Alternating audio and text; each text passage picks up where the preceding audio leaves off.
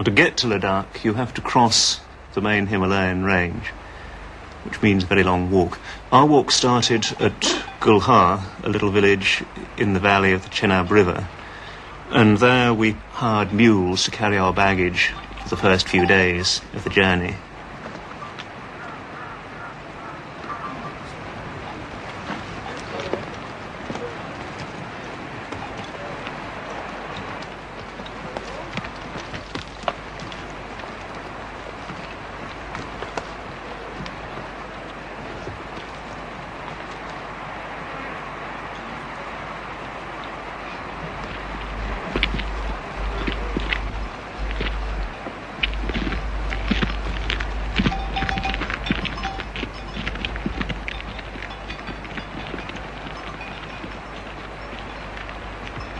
First few days you're walking through tremendous forests of cedar and pine, and then as you go higher that gradually gives way to spruce and poplar.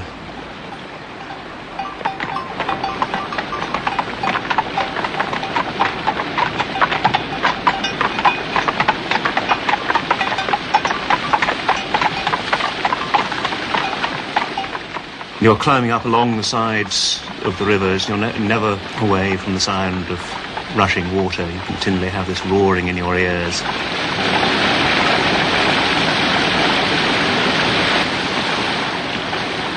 After 4 days, we came to a little village called Machail, which is the last of the Hindu villages as you go up the southern side of the mountains. The people here are still very Indian in their features. They're still Indians, they're still Hindus. The faces haven't yet started to change as they do when you get over the mountains. This girl here is beating out straw to make grass shoes from. And they use these grass shoes when they're walking on the glaciers.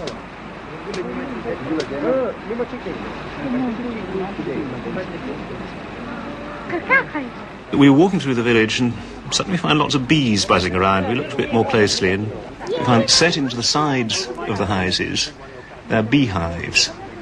These people trade honey with people in the lower valleys.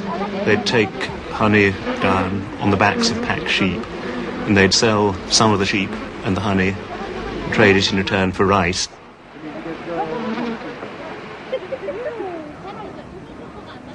The village is dominated by the Hindu temple.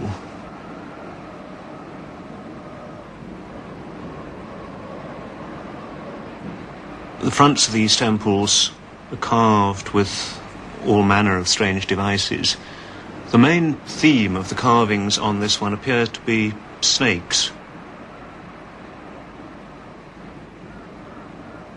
We never quite managed to find anybody who could explain all this.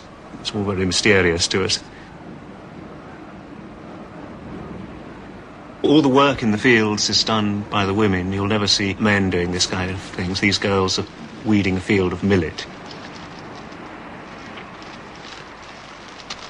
Beyond this point, we couldn't take the mules because the track becomes far too rough, and you can't take mules over the glaciers anyway, even if you can get them up there. And so we had to hire porters, and to get those we had to go on up the valley to the first of the Buddhist villages. There we had a long discussion with the local lama about getting some people to come with us and carry our baggage. This is where John Hardy's Tibetan came in very useful, of course. Life would have been very much more difficult if we didn't have a fluent Tibetan speaker with us.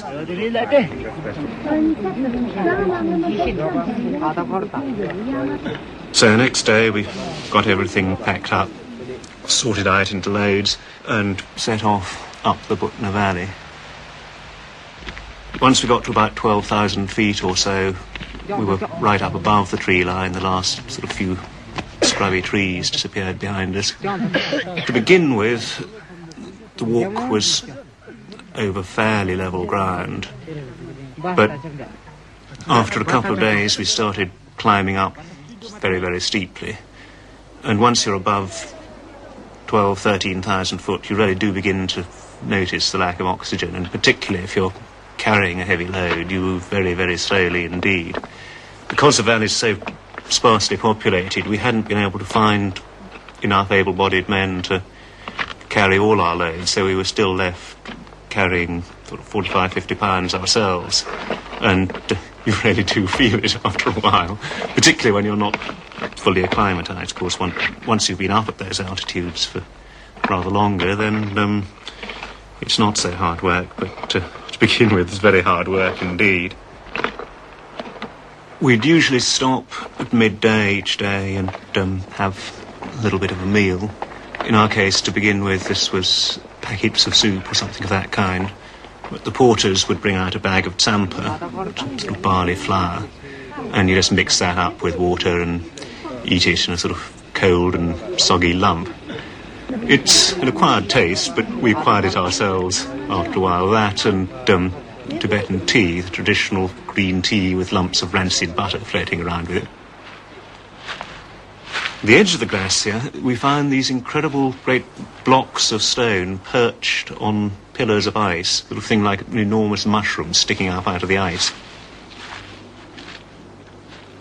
We had to walk for 2 days on the ice. We bivouacked one night at just under 17,000 foot on the glacier. By about 9 o'clock in the morning, the snow was getting very soft, and we were quite amazed at this stage to suddenly see a party of locals coming the other way, trying to drive 2 horses with them.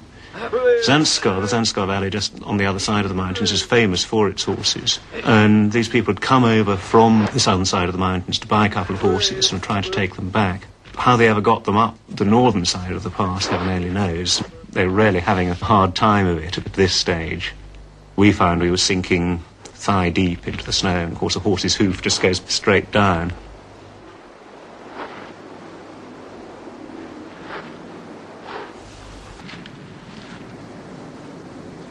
The Himalaya, the pass that we crossed the Great Himalaya by, is getting on for 17,500. Again, moving very, very slowly at this height. Very hard work. Our porters, who of course were full of energy, even though they were carrying these enormous loads, had gone bounding on ahead of us and were up on the top of the pass waiting for us. When we got there, we were all presented with a little strip of cloth. We were also relieved of 10 rupees each, which is, I suppose, a rather newer tradition.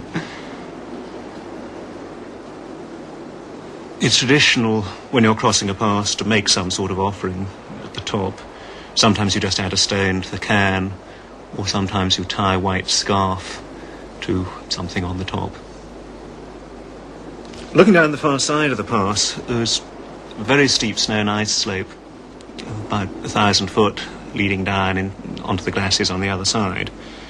And amazingly, all the porters suddenly gave whoops of glee and sat down on their backsides and slid down.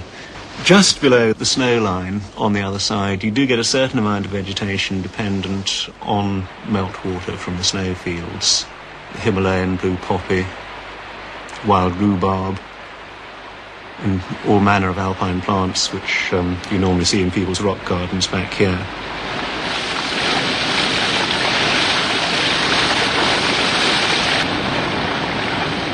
As you go on down the valley, the country becomes drier and drier.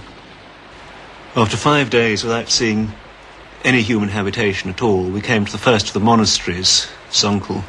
This is a very holy place to Buddhists. As a great teacher, Naropa, spent a long time in meditation there.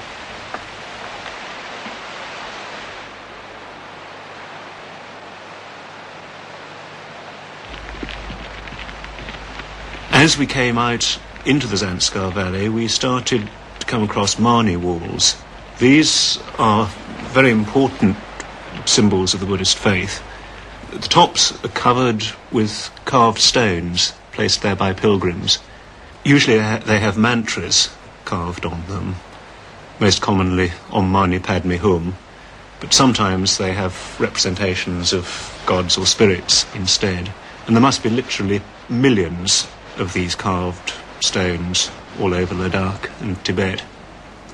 Chortens were originally funeral monuments, but they've now become much more abstract symbols.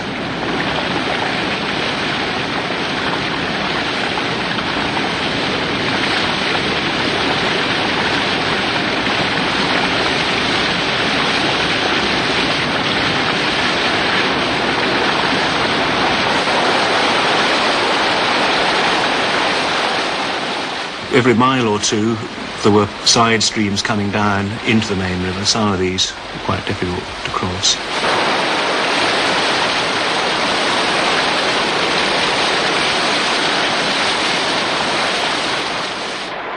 The Zanskar River itself is far too deep and wide to ford. You have to go across on a bridge of some kind.